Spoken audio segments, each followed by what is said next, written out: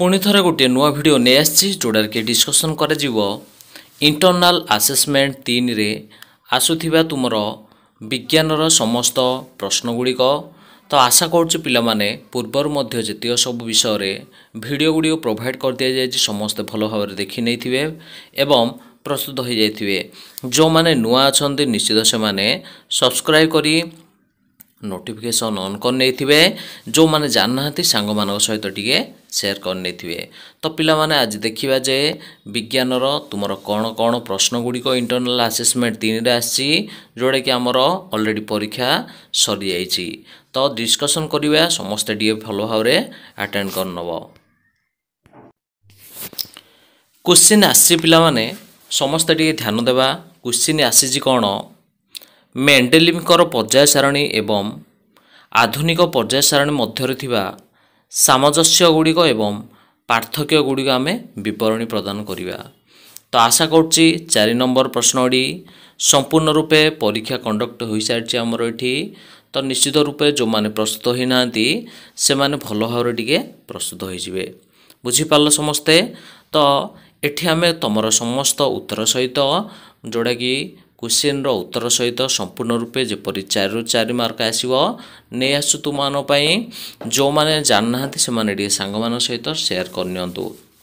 आशा करुच्ची समस्ते भल भाव टिके नोट करनेबा।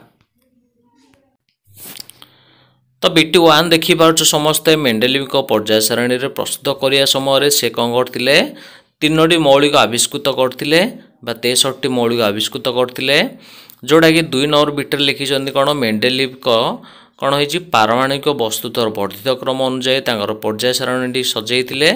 3 नंबर आसला पिला माने मेंडेलिव परीक्षा पाई से कौन करथिले हाइड्रोजेन आउ जो ऑक्सीजन थिला ताकू नहीं कौन उदाहरण नहीं करथिले। कारण होउछि जो ऑक्सीजन और हाइड्रोजेन अधिकांश मौलिक सहित प्रतिक्रियाशील अटंती।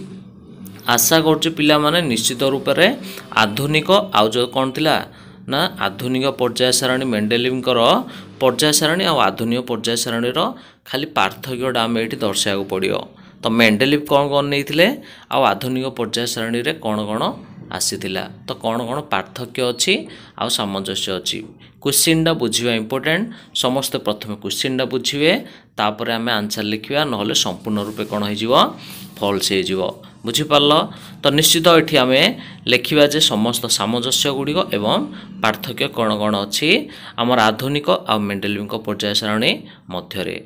5 नंबर बिटी पिला माने मेंडेलिवक पर्याय सारणी नियमटी होची मौलिक गुड़िकर गुणफल से गुड़िकर पारमाणिक वस्तुत्वर पर्याय फलक। किंतु ये 6 नंबर बिटी आसी मेंडेलिवकर प्रथम त्रुटि कौन हाइड्रोजेन है कि हाइड्रोजेन जोड़ा कि ठीक स्थान निरूपण करि नथिले है कि हाइड्रोजेन स्थान ठीक रूप निरूपण करि नथिले। जेपरिक कौन हेनरी मुसले आसिक 1913 मसीह कौन करते आधुनिक पर्याय सारणी करते। हेनरी मुसले तांकर आधुनिक पर्याय सारणी नियमटी कौन करुच्ची ना मौलिक गुड़िकर गुणफल से गुड़िकर पारमाणिक वस्तुत्वर कौन वर्धित क्रम अनुसार बा पर्याय फलन बोली दर्शाई।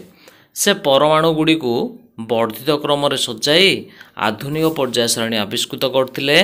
तो आधुनिक पर्याय सारणी रे से कौन करथिले निश्चित रूप से 7टी पर्याय 18टी ग्रुप नेगिरी तैयारी करथिले। तो पिला माने पार्थक्य आम लिखा कौन कौन अच्छी आउ सामंजस्य माने सम्मान कौन कौन अच्छी। तो निश्चित रूप से एठी मेंडेलिव आउ जो कौन आसिले मुसले बुझीपार। तो 2टी जगार सामंजस्य थिला जे पारमाणिक वस्तुत्वर वर्धित क्रम सजा जाइथिला जोड़ा कि से माने कौन करथिले निश्चित से मानकर परमाणु वस्तुत्वर गुणफलर पर्याय फलन बोली आमे कहिथिले। किंतु पार्थक्य ये आसिला हारी तो सेठी 63टी मौलिक आमे नैथिले कार मेंडेलिवकर किंतु एठी हमर आसिला हारी 7टी पर्याय आसिला हारी पिला माने आ 18टी कौन आसिला हारी निश्चित रूप से आम मन रखा पड़ो। एटा हूँ पार्थक्य 7टी पर्याय सहित 18टी ग्रुप जो आसी आधुनिक एटा हूँ आमर पार्थक्य जोड़ा कि परवर्ती समय जितिक सब आम मौलिक आविष्कृत होता से संपूर्ण रूपे भल भाव सजेक आम रखिपारे। तो आशा करुच्चे पिला माने निश्चित रूप से ସମସ୍ତେ କ'ଣ କରିନେଇଥିବ ଭଲ ଭାବରେ ଲଙ୍ଗ କ୍ୱେଶ୍ଚିନ୍ ଲେଖି ନେଇଥିବ। ସମସ୍ତେ ଯେଉଁମାନେ ନୂଆ ଅଛନ୍ତି ନିଶ୍ଚିତ ସେମାନେ ନୋଟିଫିକେସନ୍ ଅନ୍ କରି ସବସ୍କ୍ରାଇବ୍ କରିନେବେ। ଯେଉଁଟା ଜାଣିନାହାନ୍ତି ଯେଉଁମାନଙ୍କ ସାଙ୍ଗମାନଙ୍କ ସହିତ ଟିକେ ସେୟାର କରିନିଅନ୍ତୁ। ଯଦି କିଏ ଟେଲିଗ୍ରାମରେ ଜଏନ୍ ହେଇନାହାନ୍ତି PDF ସେଠି ଆମର ଆଭେଲେବୁଲ୍ ହେଇଯାଉଛି। ଯଥାଶୀଘ୍ର ଯାଇ ଟେଲିଗ୍ରାମରେ ଜଏନ୍ ହେଇଯାଆନ୍ତୁ। ତ ପରବର୍ତ୍ତୀ ଆସିଯିବା କିଛି ସମୟ ପରେ ଗୋଟେ ନୂଆ ଭିଡ଼ିଓ ଯେଉଁଟାକି ଆମେ ଦେଖିବା ଯେ ସମ୍ପୂର୍ଣ୍ଣ ବିଜ୍ଞାନର ଯେତିକ ସବୁ ଇଣ୍ଟରନାଲ୍ ଆସେସମେଣ୍ଟ 3ରେ ଆସିଥିବା ପ୍ରଶ୍ନ ସହିତ ସେଗୁଡ଼ିକର ଉତ୍ତର ମଧ୍ୟ। ତ ଆଶା କରୁଛି ସମସ୍ତଙ୍କୁ ଭିଡ଼ିଓଟି ଭଲ ଲାଗିଥିବ। ତ ସମସ୍ତେ କ'ଣ କରିନେବେ କମେଣ୍ଟ ସେକ୍ସନରେ ମେନସନ୍ କରିନେବେ। ସମସ୍ତଙ୍କର ଏକ୍ଜାମ୍ ଡେଟ୍ ଗୁଡ଼ିକ ମେନସନ୍ କରିନିଅନ୍ତୁ। ଧନ୍ୟବାଦ।